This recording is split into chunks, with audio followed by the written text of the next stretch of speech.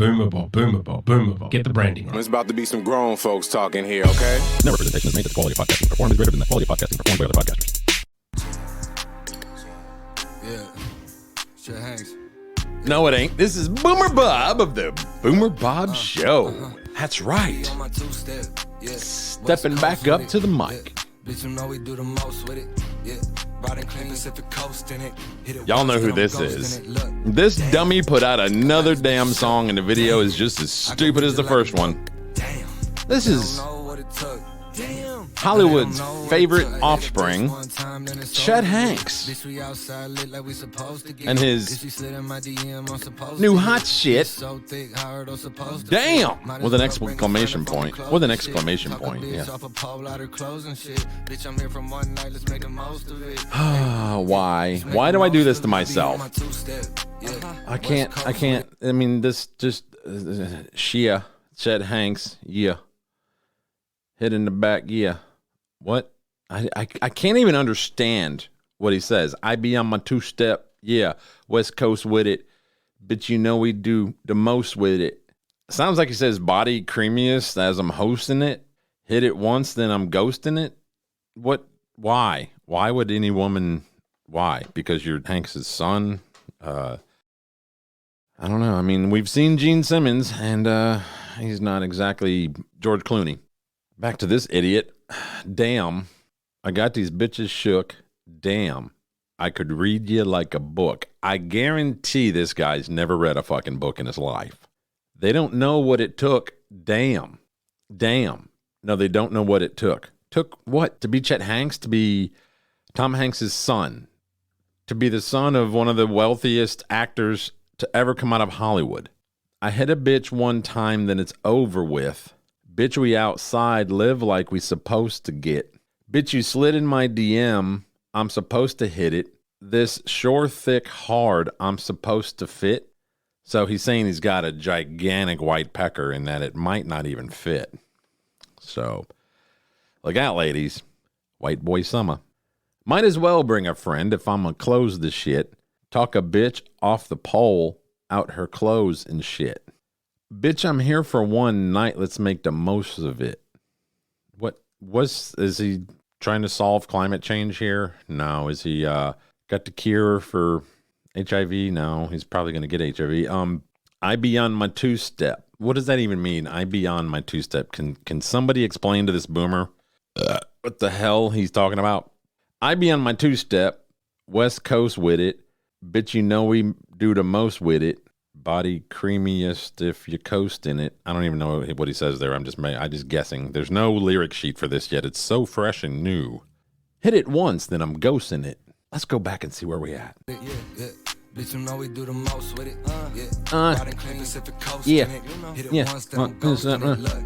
What is the point of having? It's probably just him in the background going, what? Yeah, huh, what? Would you shut the fuck up? I'm doing a song over here. It's annoying. Why don't you turn your TV on in the background while you're at it? Damn, I got these bitches shook. Damn, yeah. I could read you like a book. Yeah. Damn, but they don't know what it took. Damn, no, they don't know what it took. I hit a bitch once, bitch, then it's over with. I be on my vampire and I'm a sober shit. I hit a bitch once, best, then it's over with. I'll be on my vampire and I'm a sober shit. What? I mean, I know this guy speaks a little like Rastafarian, like Jamaican, but it's again, I'm overanalyzing a fucking retard. Zilla pulled up in a Range Rover, bitch. Pulled her inside like we control the shit. Zilla, some guy he knows named Zilla, pulled up in a Range Rover, bitch. Ooh, another rich kid who bought a $120,000 SUV. Pull the inside like we controlled the shit. Controlled what? Because you got money. Yeah, you can control a lot of things when you have a shitload of money that you get from your dad. White boy, black coon, we own the shit. What? Did you just say black coon? Whoa. He said white boy, black coon. Is that like a buddy of his named Coon or something? What? Hold on. That sounds racist. White boy, black coon, we own the shit. That's what he says. 9 times out of 10, I'll be on the shit. 9 times out of 10, you know I'm on the bitch. He's rhyming shit with shit and bitch with bitch and shit with bitch. We got a regular Dr. Seuss on our hands, ladies and gentlemen. 9 times out of 10, I'll be on the shit. On what shit? You're on drugs? Or you on some women? Or on the toilet taking a shit? 9 times out of 10, I'll be taking a shit. 9 times out of 10, you know I'm on a bitch. What? Why you? Is it a thing with the younger generation for women to like being referred to as bitches? So I guarantee if I did that with anybody in my age group, you're either gonna get punched, cussed out, or walked away from, if not all three. But then they want respect. Put respect on my name. Why? Have you earned it? With this, it doesn't sound like you've earned any of it. Let's see where we at here. 9 times out of 10, you know I'm on a bitch. Yeah, that's why they hate this shit. Yeah, because they can't grate this shit. That's why they hate this shit, because they can't grate this shit. What, does somebody taking a cheese grater to your style? Yeah, like me right now? I'm grating it right now. Yeah, hey, I'm a great in this bitch. Hey. I'm a great in spit. That's what he just said. I gotta back that up. I'm a great in spit. I'm a great in this bitch. Hey, yeah, I'm getting paid in this bitch. Yeah. Hanx in this bitch. I'm getting paid in this bitch. West Coast with it. Yeah. Bitch, you know we do the most with it. Yeah. This is horrible. And yet another barely over 2-minute song, which again, I'm grateful, because this is stupid as fuck. So I don't want any more than 2 minutes of it, but at least this time he's not like, hey man, we gotta work in the outro like he did on his last retarded song. You know what this shit is? Man. We gonna keep a clear vision. Clear. You know what this shit is? What? This is a song about you talking shit about nothing. The fact that you're the son of a very wealthy actor out of Hollywood. I don't see where you're where you're paving your own road for yourself here. You're just bragging about shit that really, at the end of the day, not all that important. You can talk a bitch off a pole and then get her out of her clothes. Good for you. Oh, man. Wow. Guess what? I did that shit without a wealthy fucking father. I did that shit with no money at all. And I damn sure didn't have to pretend I was something I'm not. You know what I'm saying? It ain't what it isn't. What? You know what I'm saying? It ain't what it isn't. Know what I'm saying? It ain't what it isn't. Yeah. Oh, thanks, Captain Obvious. You're a regular fucking Play-Doh. Recognize the shit from the beginning. Yeah. Church. I am so glad that he ended that with the word church. That turned that question mark of a fucking song into an exclamation point. Fuck me. Stupid ass shit these people listen to. All right, well, I'm going to move on from that. I'm sure you're grateful. So what's going on here? How about we talk about some actual topics? Supreme Court Justice Stephen Breyer. He was appointed in 1994 by then-President Bill Clinton. He's not a household name like some of the others who serve in the United States Supreme Court, but I personally find that a good thing. I don't need to see Supreme Court justices on every news broadcast. That usually means that they're doing their job and doing it without controversy. Now, Democrats are calling for the 82-year-old justice to retire. Well, why? I mean, he's a good justice. Well, I think you know why. They want to put a younger black woman on the bench. And this alone should be a case in the Supreme Court. What happened to the Equal Opportunity Employment Commission? As long as I've been employable in this country, I've been part of the understanding that my employment, both in hiring and as well as treatment while employed, was protected by federal laws, which offer the following protections. Protection against unfair treatment because of race, color, religion, sex, including pregnancy, gender identity, and sexual orientation, national origin, age, 40 and older, disability, or genetic information. Harassment by managers, coworkers, or others in the workplace because of race, color, religion, sex, including pregnancy, national origin, age 40 or older, disability, or genetic information. Protection against denial of a reasonable workplace accommodation that the employee needs because of religious beliefs or disability. Protection against retaliation because the employee complained about job discrimination or assisted with a job discrimination investigation or lawsuit. Now that goes on. Not all employers are covered by the laws that the EEOC enforces, and not all employees are protected. This can vary depending on the type of employer, the number of employees it has, and the type of discrimination alleged. Now, to me, the notable part of that is not all employers are covered by the laws that they enforce, and not all employees are protected. So when you go down a little bit to the small businesses area, it says, while the information in this section of our website applies to all employers, it has been specifically designed for small businesses which may not have a human resources department or a specialized EEO staff. So it's interesting that it says basically not all employers and not all employees are covered or protected by these laws. And then down here it says, well, while the information applies to all employers, it has been specifically designed for small businesses which may not have a human resources department, blah, blah, blah. So there are still laws out there that protect workers in America from unfair treatment based on race, color, religion, sex, disability, genetic information, national origin, age, all that good stuff, right? But yet here we are.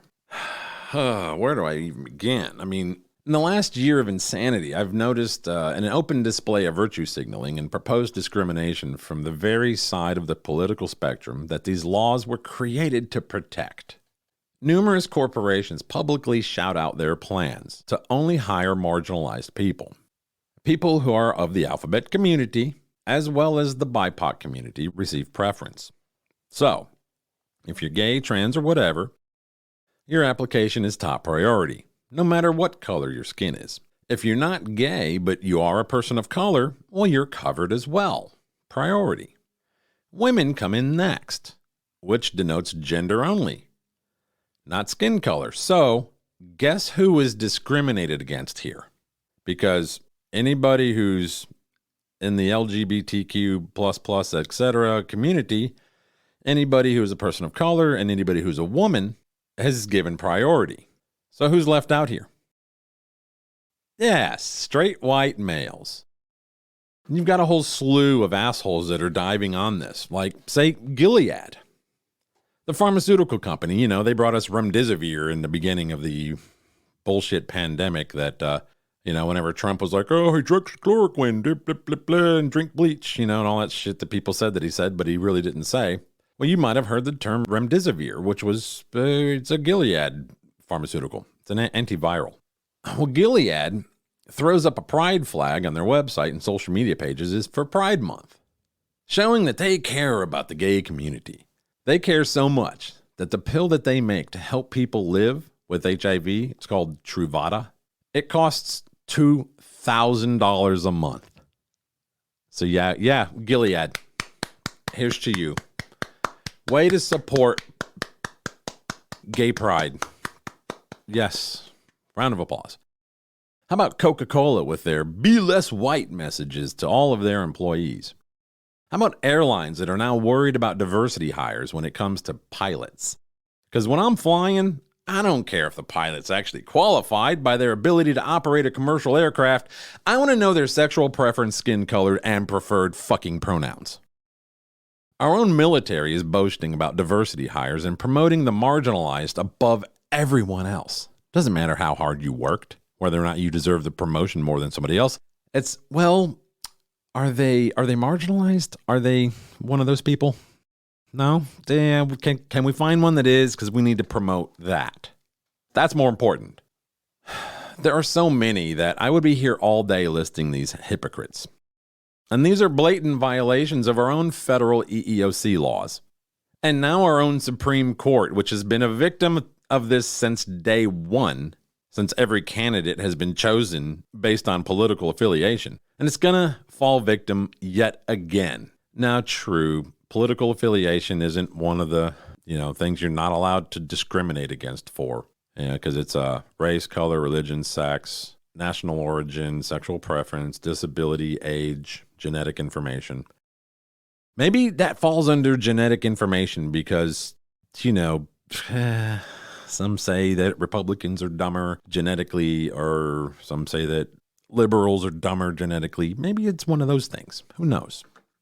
So there was a tweet from Nike saying that I thought this was wonderful, and I'm not going to speak much on it, but you can do with this information what you want. Nike CEO John Donahoe said that Nike is, quote, a brand of China and for China. And that was from media outlet The Hill. I don't know why say that out loud. I don't care if he walks it back or not. He said it. It was said. I'm sick of people walking shit back when they say something and then they're like, oh, delete. Oh, can I time machine, please? It's annoying. Don't wear Nikes anyway, so fuck them. What else has happened? Since my last episode, it's been almost a month, and I do apologize. I'm going to get back more on a weekly release schedule. White House, the Champ, that dog Champ, the German Shepherd Champ, the one that got in trouble for biting some people a couple of times. He got sent away for bad dog training or whatever. Well, he, quote unquote, died. Nope. He wasn't put down. He died. People believe anything. And, hey, look in the bright side. Maybe now we can get a White House cat to spray the furniture and claw it all up. And maybe some of the assholes in there will have a cat allergy. That'll be wonderful, too. What else we got? Oh, yeah. The Make-A-Wish Foundation has announced that they will only grant wishes to children and participating family members who are fully vaccinated against COVID. This announcement was made by Make-A-Wish CEO Richard Davis in a video. We've approached this responsibility with a focus and diligence for your family's health and safety. Davis also announced that the foundation would begin granting wishes involving air travel again. In order for wishes to be granted by the foundation, all Wish participants, including your Wish kid and any siblings, will need to be 2 weeks past completion of either 1-dose or 2-dose vaccine. Make-A-Wish will not require proof of vaccination, but will require parents to sign a form confirming that they and their children are fully vaccinated. Well, that's kind of a workaround there, isn't it? Currently, the COVID-19 Pfizer vaccine is only available for children's ages 12 and older. Studies in children younger than 12 are ongoing. Look, I'll go ahead and tell you, even the WHO, who is horrible, get it? Who is horrible? They've come out and said that kids should not be vaccinated. So you people are mentally ill and shouldn't be allowed near children. You know, like most teachers. I think it's a new low for humanity. Hey, kid, we know you're dying. You're dying, because that's what Make-A-Wish Foundation is. It's a charity that grants like a final wish, like, hey, I want to go to Disneyland or I want to meet LeBron James. It grants these wishes to terminally ill children. And you want them to be vaccinated? Terminally ill children that are fucking dying. Looking for a little light. Looking for a little light. Looking for a little light, and I kind of found it. This guy here is amazing. When you talk about critical race theory, which is pretty much going to be teaching kids how to hate each other, how to dislike each other, that's pretty much, I don't care what you say, it's pretty much what it's going to all come down to. You're going to deliberately teach kids, this white kid right here got it better than you because he's white? You're going to personally tell a white kid, oh, the black people are all down and suppressed. How do I have 2 medical degrees if I'm sitting here oppressed? How did I get, first of all, shut up, because I only got 5 minutes now, 5 minutes. 2 medical degrees, no mom, no dad in the house, worked my way through college, sat there and hustled my butt off to get through college. You going to tell me somebody that looked like all y'all white folks kept me from doing that? Are you serious? Not one white person ever came to me and say, well, son, you're never going to be able to get nowhere because you know the black people. But guess what? What's sickening about this whole thing is what y'all doing right now is already something I do in my community right now to speak out against stuff, because black folks are getting told by other black folks, oh, you know you ain't going to be able to do nothing out there in the world because them white folks ain't going to let you get no, oh, you know you're not going to be able to do it because you know, the white man going to keep you down. Well, how did I get where I am right now if some white man kept me down? How am I now directing over folks that look just like you guys in this room right now? How? What kept me down? What oppressed me? I worked for myself from off the streets to where I am right now. You gonna sit here and tell me this lie of critical race theory? This the reason why black folks can't get ahead because of white folks? Are you kidding me? This is what we come to now. I can't believe we even talking about this right now. So this guy goes on, but pretty much just reiterates what he's already said. And I love this guy. He's speaking at an Illinois school board meeting about critical race theory, which is a topic that's going on all over this country right now. There's a lot of these meetings happening. Parents are not happy about critical race theory being taught because basically it teaches your kids to hate each other based on skin color. So there's a reply to this that says that he's a YouTuber and he calls himself a modern Renaissance man. So if you're interested in this, looking up some more of this guy, go to his YouTube page and check him out, subscribe, give him a like, give him some support, maybe even engage with him in the comments. Which moves us on to this idiot. So who here knows who Mayor Lightfoot is? Anybody? Well, she's the scary looking mayor of Chicago. She hasn't really been holding it down too well. About a month ago, she came out and said that she would only grant interviews to non-white people. But yet here in some kind of a press conference, she calls upon a Newsmax reporter who, well, works for Newsmax, so you know what color he is. Now, this guy bobbles a lot. There's a lot of ums and ohs. I'm going to try to edit it out and post here.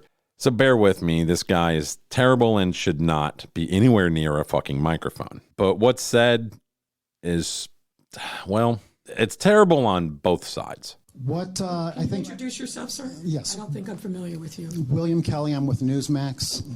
What I think everybody knows, but you didn't mention, I don't think any of your speakers here today mentioned it, is the reason why the hotels are empty, the reason why the storefronts are closed, is because of fear of violent crime. There was, well, Sir, if I may ask my question, Go- it's you a ask simple your question. question, I will respond. There's a woman, a pregnant woman was shot at a hotel across the street from here last week at 4 in the afternoon. You know, of course, we have this horrific Juneteenth, 50-some shootings, a young Hispanic couple pulled from their car and shot execution style. This video has gone viral. I don't think we've had any arrests in this case yet. A tourist came to Chicago and was stabbed in the back and murdered on Juneteenth here in the city of Chicago. Our police chief referred to the location of the stabbing as a homeless camp. Last time, I was born and raised in Chicago. I always considered it to be the financial district of Chicago, not a homeless camp. Do you have a question, sir? Yeah, so my question is, do you feel personally responsible for your rhetoric, your heated rhetoric is responsible for this off-the-charts violent crime in the city of Chicago? So, No, that's, you asked several questions. Oh, no, I have a follow-up. No, I only asked one question. okay. So, White reporter in the house. so you know what? That's not appropriate, sir. If you look Turn my around you, mic off. if you look around you, sir, you're surrounded Okay. by white reporters. So I really ask you Okay. to What? Bitch, you came out and said yourself that you would only speak with reporters or people of color from now on. That's not appropriate. Oh, it's only appropriate when you do it. You piece of shit. hold feel on, sir. responsible. Let me answer the question that you've already asked. So, I don't know where you're from. I know what magazine you're from, and I. He just said, he answered her. From the south side of Chicago, by the way, not a very pretty side. She says, I don't know what magazine you're from. He already said Newsmax. Now, Newsmax kind of cucked quite a bit. Newsmax was very alt-right, hardcore right. And then whenever Dominion, the voting machine company, decided to, or threatened to sue them, well, Newsmax walked everything back and became a bunch of little pussies. So yeah, but still, he's already said very clearly where he works. What your conservative viewpoints are, but on almost every question that you ask, you had the facts wrong. So she assumes that sorry, I don't mean to generalize. So it assumes that just because this person, this reporter, is going against her or is stating negativities as to the state of the city that she fucking runs, that he's a conservative. Now, yeah, granted, working for Newsmax probably is, but she's probably right. But it's, again, inappropriate to assume that. Maybe she'll assume his gender next. So here's what I will say in answer to about the 15 questions that you just asked. No one thinks that a single act of violence is ever acceptable, least of all me. The hotels are where they are here in Chicago as they are across the country because of economic shutdown related to COVID-19. So that the premise of your that you supported with every ugly pore on your fucking face. Very first question is fundamentally flawed and wrong. You also apparently think that crime is wonderful because your city has the most of it per capita out of any city in this fucking country. And you can have your opinion on it, but I got the facts. And what Let's we're here hear to 'em. celebrate is the reopening of our city, the great enthusiasm that our residents and our tourists have. If you look at the actual facts, sir, what you're Nobody's coming to your city because they're afraid that they're going to get shot. going to find is that on our weekends, when people are engaging in leisure travel, our hotels are seeing unprecedented levels of occupancy, in some instances Compared to last year when they were closed. higher than pre-pandemic. I think that speaks to the nature Could that be because they, I don't know, opened more hotels and there's more rooms to rent? of our city and the value that people place Or could it be that, I don't know, the housing market has priced everybody out of it and they're pretty much having to burn up their life savings living in a fucking hotel? and being here in the city. Another data point that maybe you're not aware of, but I will share with you. Please. Over the course of this pandemic, we've had 32 plus relocations of corporate businesses to the city of Chicago. Businesses that could have relocated Name them. Let's hear them. anywhere but chose Chicago. Why? Because you offered them incentives like tax breaks, free land, and buildings. Because we have a great economy.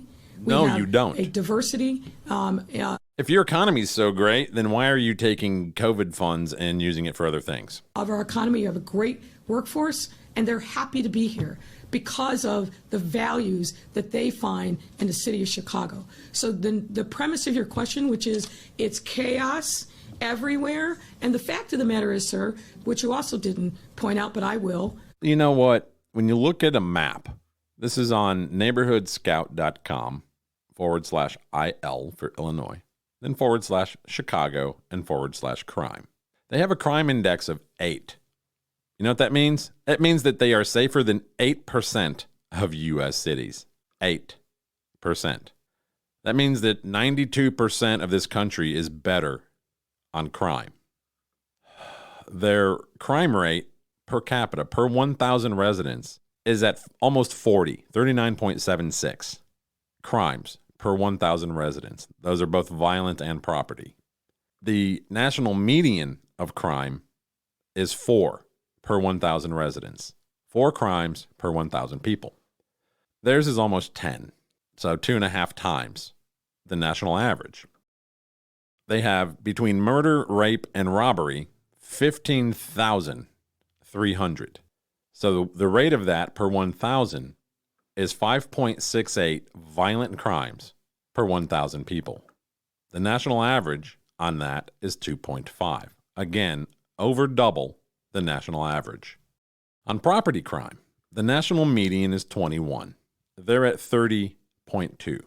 So almost 1.5 times on property crime compared to the national average. Your chances of being a victim of property crime in Chicago is 1 in 33. You and 32 of your friends went to Chicago. One of you is going to get hit up in a crime.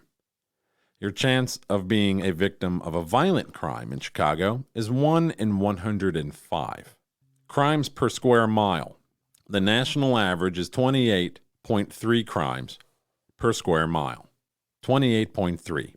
Chicago is 464 crimes per square mile.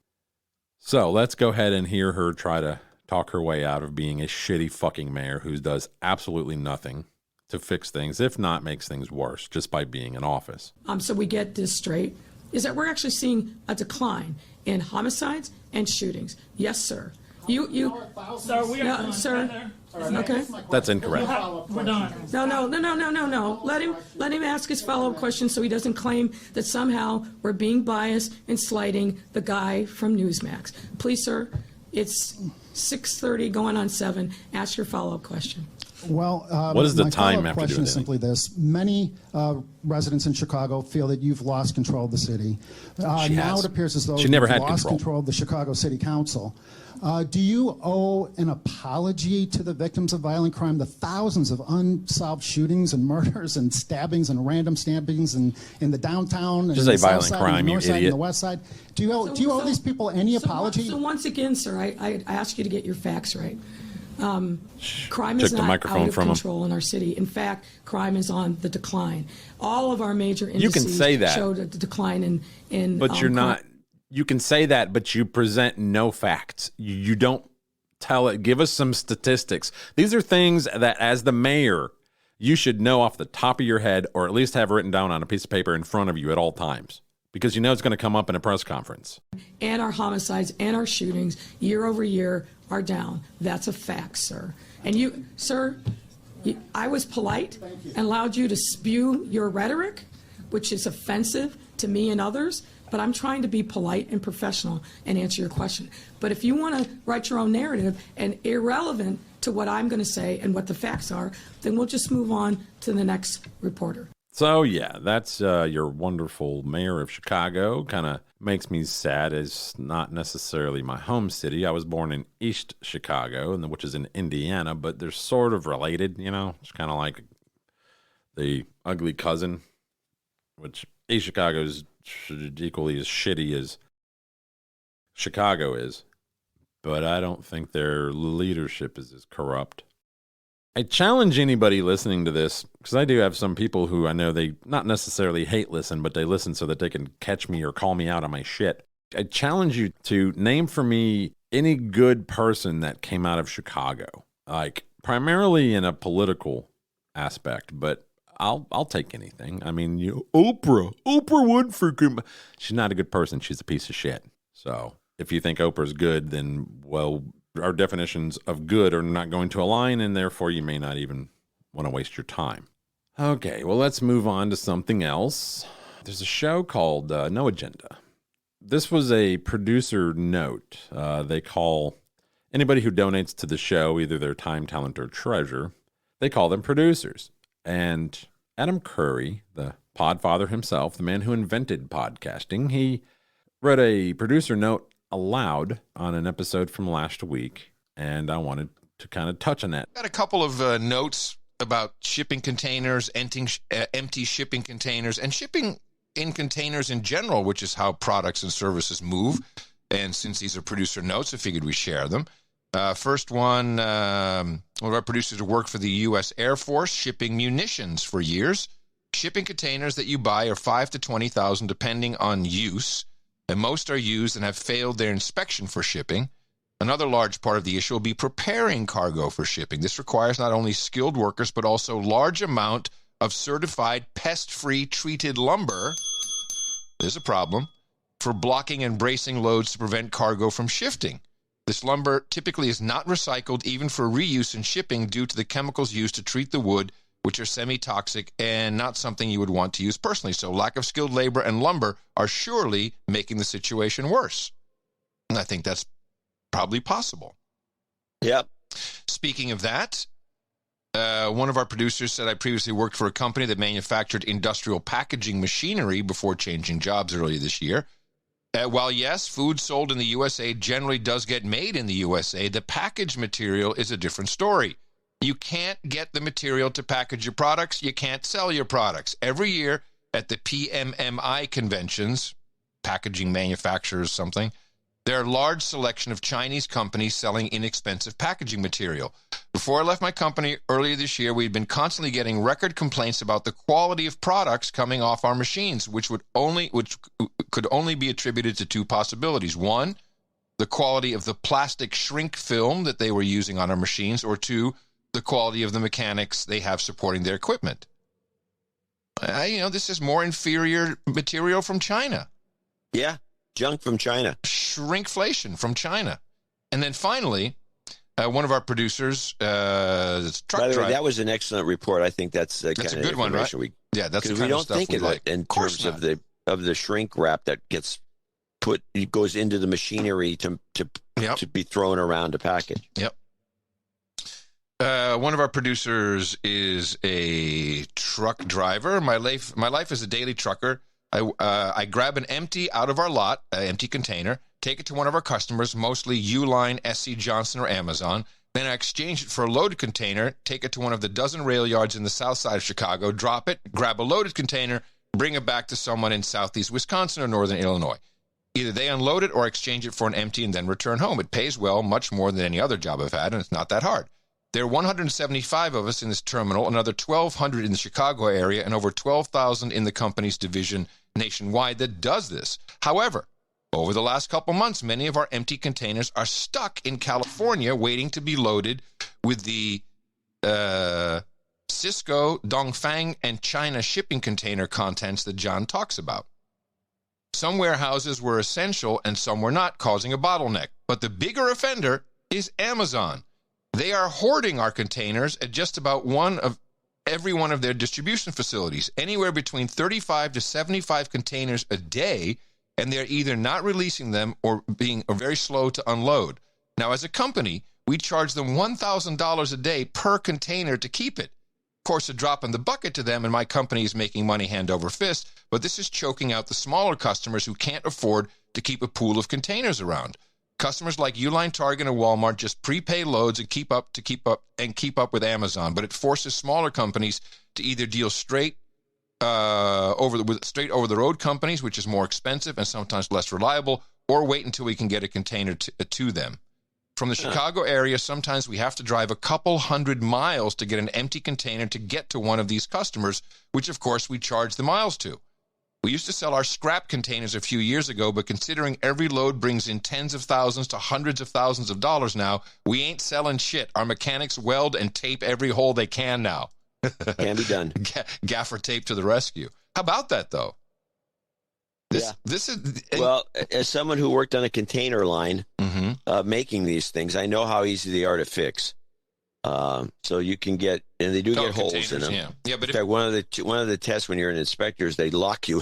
I always think they leave you in there, but they lock you into the container, and you have to acclimatize for a few minutes, and then you look for little light. You look for any form of light inside the container. That means yes, John. Thank you for that fascinating elaboration of how we fix old shipping containers.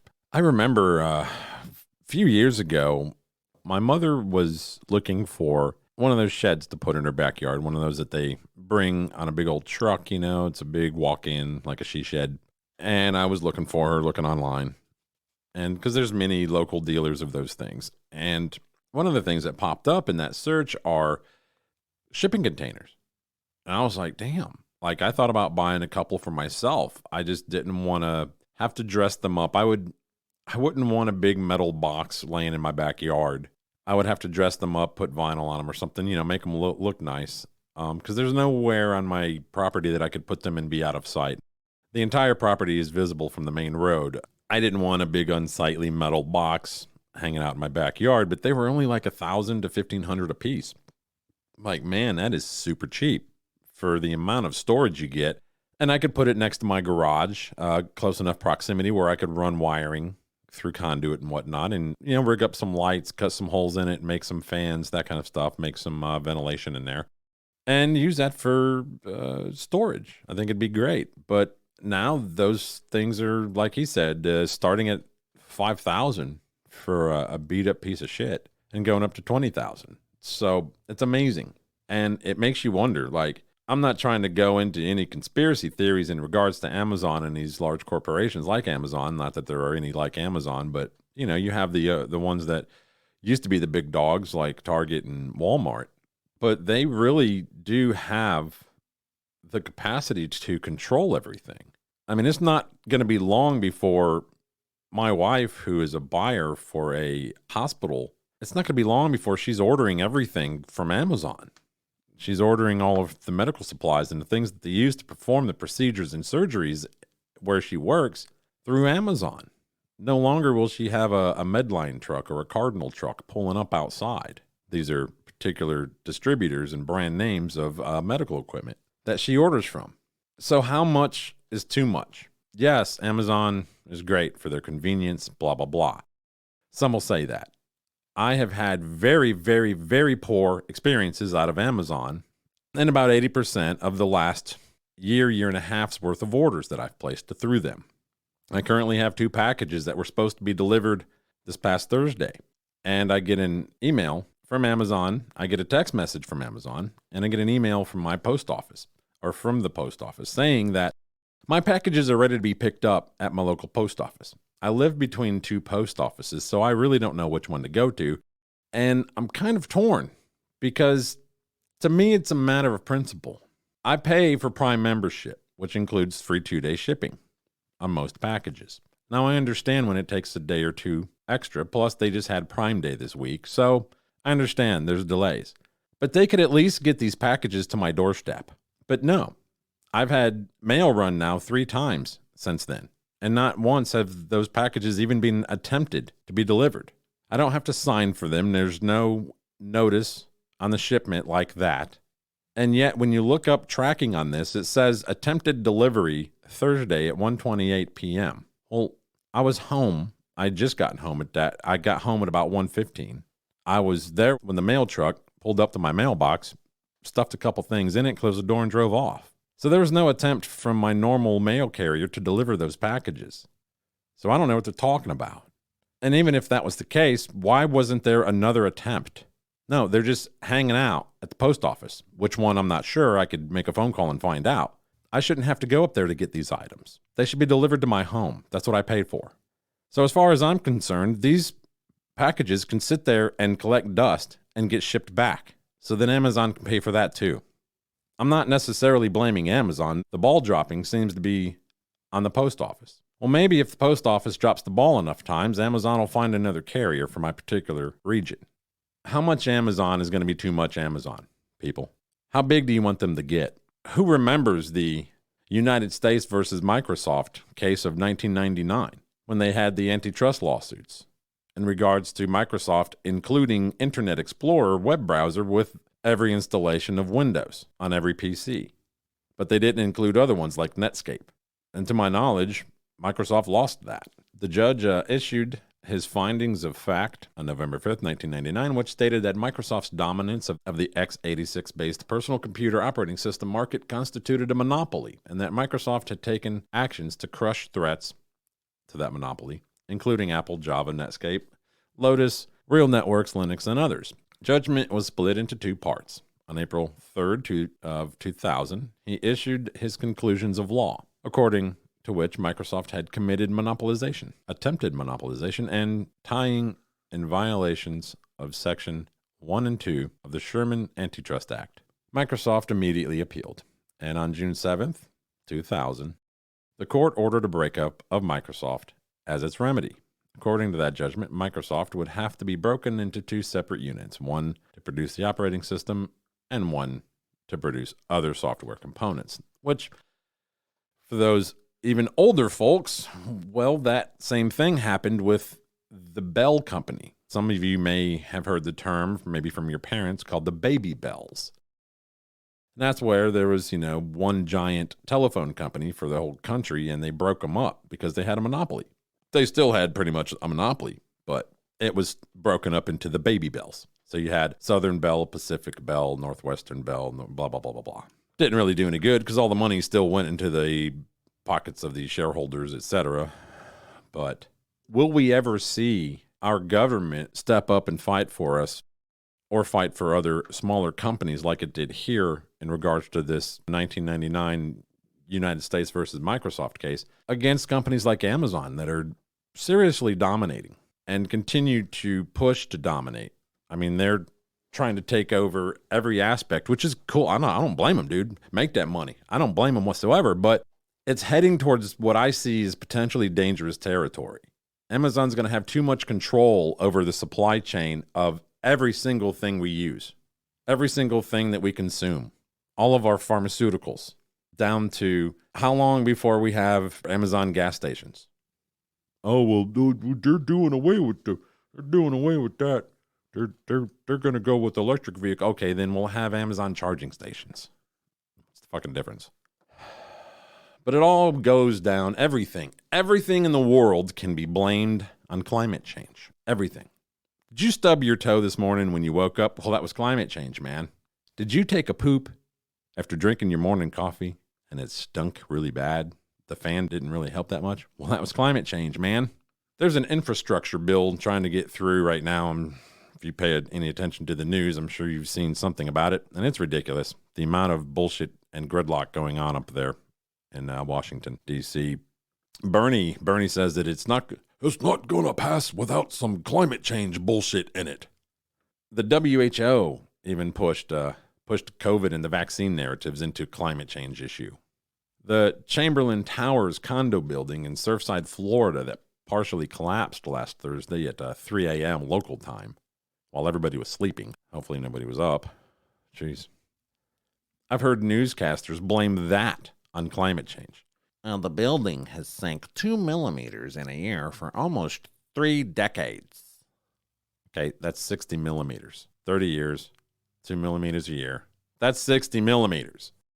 That's 2.36 inches, people. That's marginal. It's also not climate change. Now, some point fingers at Chinese copper and rebar that was used in the construction of that building 40 years ago, saying that, well, the materials were known to swell and cause cracking, which, by the way, was noted in a 2018 inspection of the building and ignored by everyone responsible.